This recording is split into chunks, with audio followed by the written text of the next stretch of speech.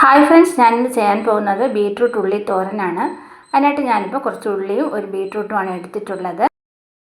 ഈ തോരൻ്റെ പ്രത്യേകത എന്തെന്ന് വെച്ചാൽ ഞാനിപ്പോൾ ഒന്നും അരിഞ്ഞെടുക്കുന്നില്ല, എല്ലാം മിക്സിയിലിട്ട് ചതച്ചാണ് എടുക്കാൻ പോകുന്നത്.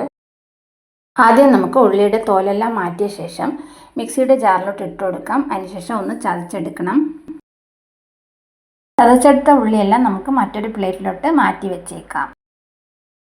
ഇത് അരമുറി തേങ്ങ, ഒരു സ്പൂൺ ജീരകം, ചില്ലി ഫ്ലേക്സ് ഒരു സ്പൂൺ, ഇത്രയുമാണ് എടുത്തിട്ടുള്ളത്. അതുകൂടി ഒന്ന് ചതച്ചെടുക്കാം.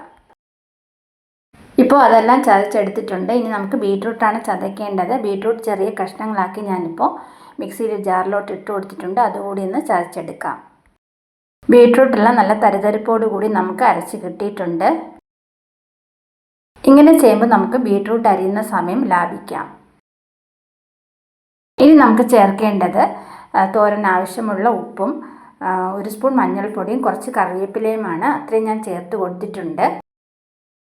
ഇനി നമുക്ക് തോരൻ തയ്യാറാക്കേണ്ട പാത്രത്തിൽ കുറച്ച് വെളിച്ചെണ്ണ ഒഴിച്ചു കൊടുക്കാം. കടുക് കൂടി ചേർത്ത് കൊടുത്തിട്ടുണ്ട്. കടുക് പൊട്ടിയാൽ ഉടൻ തന്നെ നമ്മൾ തയ്യാറാക്കി വെച്ചിരിക്കുന്ന ബീട്രൂട്ടൊക്കെ ഇട്ട് കൊടുക്കാം. ഇനി ഇതെല്ലാം നമുക്ക് നല്ലതുപോലെ ഒന്ന് വഴറ്റി കൊടുക്കണം. ഈ തോരൻ നമുക്ക് വെള്ളമൊന്നും ഒഴിച്ചു കൊടുക്കേണ്ട ആവശ്യമില്ല. ബീട്രൂട്ടിലെ ഉള്ളിയിലേക്ക് വെള്ളം ഉണ്ടാവും, അതുകൊണ്ടാണ് അത് വേവുന്നത്. നമുക്കൊരു 5 മിനിറ്റ് ഇതൊന്ന് അടച്ച് വേവിക്കാം. 5-6 മിനിറ്റ് കഴിഞ്ഞിട്ട് നമുക്കൊന്ന് നോക്കാം. ഇപ്പോൾ നമ്മുടെ തോരനൊക്കെ റെഡി ആയിട്ടുണ്ട്. വളരെ പെട്ടെന്ന് വെന്ത് കിട്ടിയിട്ടുണ്ട്. ചെറുതീയിലിട്ട് വേണം നമുക്കിത് റെഡി ചെയ്യാൻ. നമ്മുടെ ബീട്രൂട്ട് ഉള്ളി തോരനൊക്കെ റെഡി ആയിട്ടുണ്ട്. വളരെ ടേസ്റ്റി ആയിട്ടുള്ളൊരു ഐറ്റമാണ്. നമുക്ക് ചോറിൻ്റെ കൂടെയൊക്കെ കഴിക്കാൻ അടിപൊളിയായിട്ടുള്ളൊരു റെസിപ്പിയാണിത്. എല്ലാവരും ഒന്ന് ട്രൈ ചെയ്ത് നോക്കുക.